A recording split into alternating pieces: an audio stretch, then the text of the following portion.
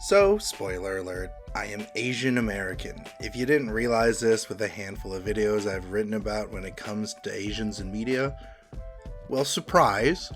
But what does this have to do with Neil Gaiman's The Sandman? Well, I love storytelling.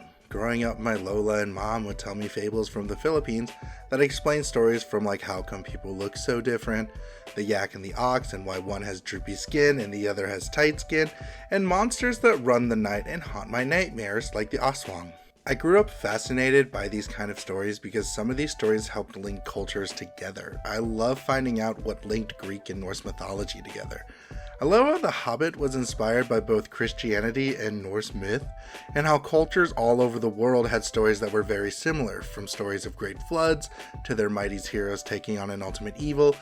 I love stories of King Arthur and his knights, Robin Hood, and the God King Gilgamesh. Good stories make us feel things. Wonder, sadness, anger, or even compassion. Fables and mythology have always interested me, especially when you see them evolve or be contextualized to assimilate to our modern society. Gods of mythology are now part of the biggest media franchises. Grim fairy tales being told with horrible outcomes and endings are now sanitized musicals used to market to the next cool dress your daughter can wear. It is just fascinating to see how these stories have changed to fit our modern concept and views. And that is why I think the show The Sandman on Netflix is such a wonderful treat of visual stunning urban fables. But to understand The Sandman as a series and why I think it works so well, we must talk about what I mean by urban fable. I use this term urban fable as a combination of two things: urban fantasy and fables. So let's contextualize both of them to understand why I call this series an urban fable anthology. Urban fantasy is a term for a fantasy series set in modern times. That's simple enough, right? So think about Harry Potter, Doctor Strange, Justice League Dark, and American Dragon Jake Long. Urban fantasy as a genre is fascinating because it can be used to recontextualize the fantasy tropes or mythologies. I mean, take a look at what Marvel has done in the MCU. Aside from the Eternal, how they handle and talk about mythologies and legends, they've contextualized them to fit their bigger narrative. Moon Knight pictures these gods as leaving humans to their devices, with only a few of them staying around on this plane of existence with human avatars. While Thor and Norse mythology are a race of aliens that stumbled upon Earth in Odin's conquest, but they aren't godly, but more cosmic and otherworldly. Then you have things like the Owl House, which is an urban fantasy to contextualize and kind of poke fun at things like Harry Potter and other fantasy tropes and kind of subvert them. Luce chooses to be part of the magical world. She isn't some child of destiny or chosen one. She's also naive because of the fantasy tropes she grew up on. Her knowledge of fantasy tropes actually get her into more trouble than it does good. Also, this is just a plug to go and watch the Owl House. We are living in a weird time where thought-provoking young adult animation is being canceled or disappearing off the face of the earth, so watch it all while you can. But then there are some urban fantasies that don't change up the narrative but use the aesthetic in a fun, enjoyable way. This is where you think I would be talking about Harry Potter, but no, Power Rangers Mystic Force is the best urban fantasy to exist. It's fun, it's simple urban fantasy with some awesome karate and magic spells, and that theme song, it just fucking slaps. But I digress. What I'm trying to say is urban fantasy is pretty common. We just don't think about it in some of the series we grew up with to be urban fantasies, but they are. A lot of the series that I brought up in my Amphibia video are urban fantasy. Like hell, even Amphibia themselves is an urban fantasy. Now, let's go on to the second part of my new internet word of urban fable, the fable. Fable is a literary genre, a succinct fictional story in prose or verse that feature animals, legendary creatures, plants, inanimate objects, or forces of nature that are anthropomorphized and that illustrate or leads to a particular moral lesson. Fables are one of the longest enduring forms of folklore that we have due to the fables starting out as stories passed down through oral transmission. Almost every country has some sort of fable. The most common and recognizable fables would be Aesop's Fables or the Aesopica. It's a collection of fables credited to the slave Aesop, a storyteller believed to have lived in ancient Greece between 620 and 564 BCE, and one of the most well-known fables in it would be The Tortoise and the Hare.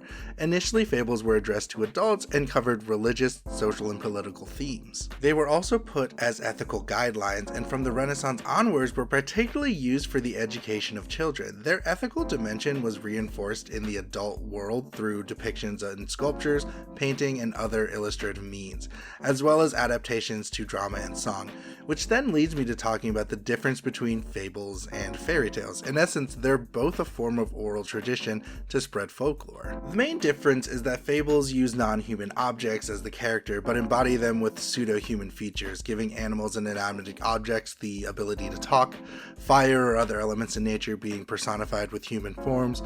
But another thing would be that fables are meant to have a moral or some kind of lesson to learn at the end, where fairy tales are more for entertainment. Now that we have the understanding of urban fantasy and fables, what do I mean by an urban fable? Well, it's just a fable set in a modern or contemporary setting. It's simple as that.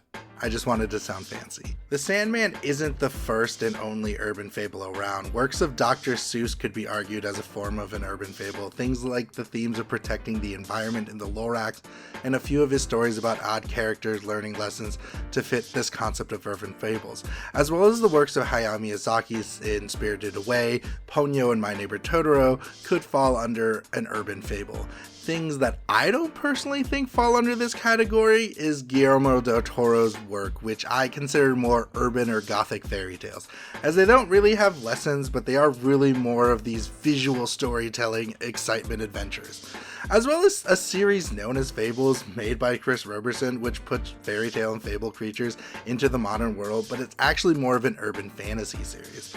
But when I watched The Sandman, I think it is almost the perfect urban fable series. The Sandman, before it was a TV show, was actually a DC comic book written by Neil Gaiman. Originally, this was going to be a reboot of a DC-owned hero, the Sandman, but instead, Gaiman turned it into a literal personification of dreams in the DC universe.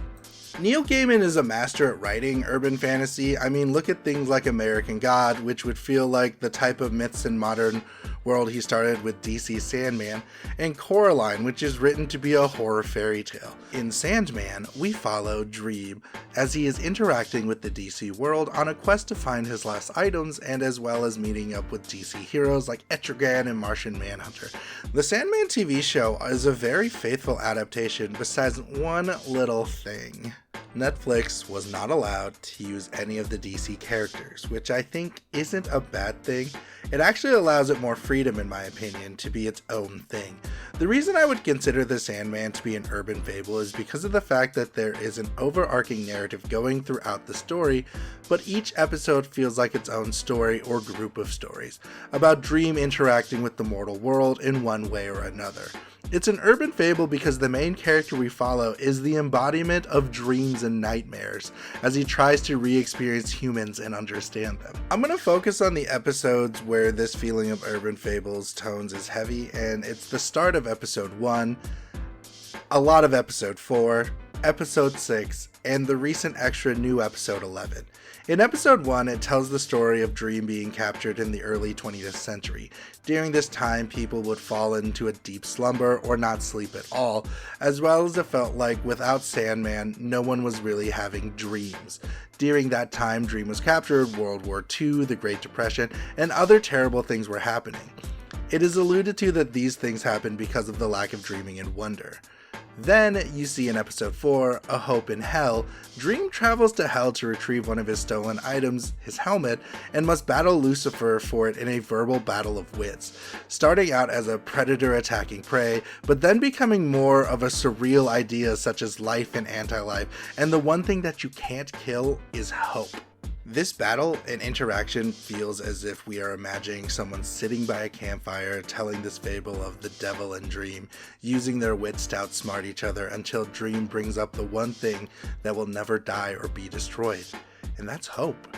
It's beautiful because each word you see them feel the pain that comes with those phrases, with one scene feeling like when Sephiroth is using Supernova in Final Fantasy VII, where Lucifer destroys an entire world just by saying they're going to. Then you have two stories in one episode known as The Sound of Her Wings. The first story is when Dream goes on a walk with his sister Death, which is, yes, the personification of death as she ferries people to the afterlife. You see her interacting with all of her appointments, and you and Dream are both looking at Death through a different perspective. Death takes Dream on this adventure with her because she believes he's become disconnected to the humans, and they're supposed to serve them, not the other way around. Honestly, this is just a beautiful episode, and it's a very candid look at how death can be so sudden, but yet also so beautiful, because death lets Dream know they're here to guide humans and their potential and to watch them grow. This leads to the second part of the episode that starts hundreds of years in the past, where Dream meets a man named Hobgadling who claims he wouldn't mind living for another 100 years. So Dream makes a deal with him and tells Hob that he wants to hear how life has changed for him in the next 100 years. So, meeting Gadling again, Dream listens as he tells how he's become extremely successful, and then they say they wouldn't mind living another 100 years. And this happens for a couple of centuries. Gadling has lived many lives by the end of it, some great and wonderful, some filled with such pain, sadness, and sorrow.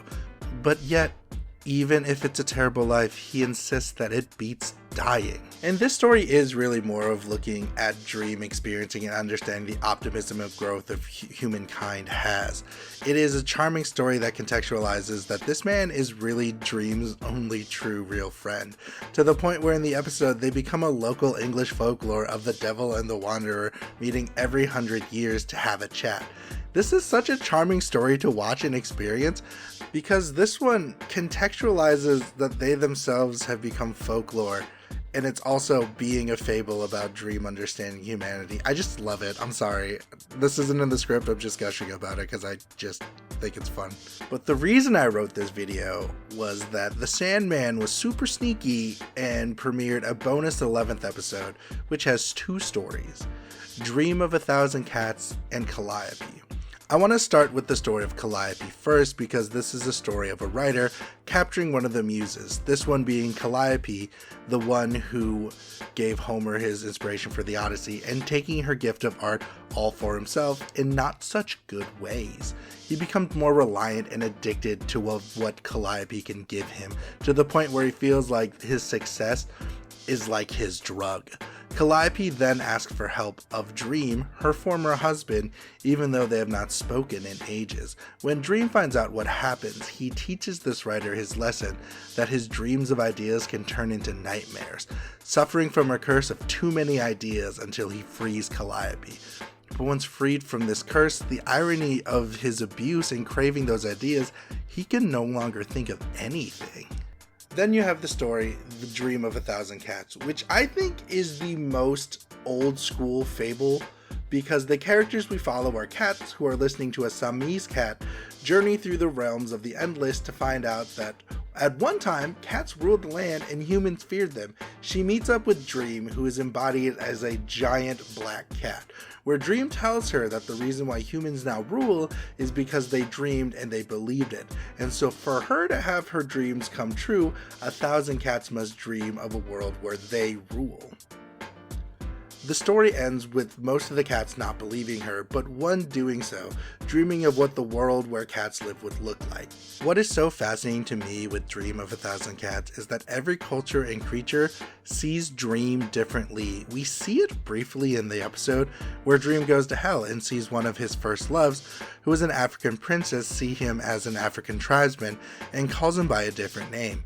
But throughout the series, Dream is depicted as a tall, slender, pale ghost goth man. But this is because cultures had different terms for different things.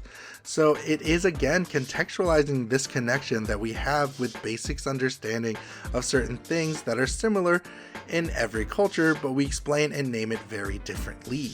The way that this show can feel both amazingly breathtaking and otherworldly, but also feel very grounded, is fascinating.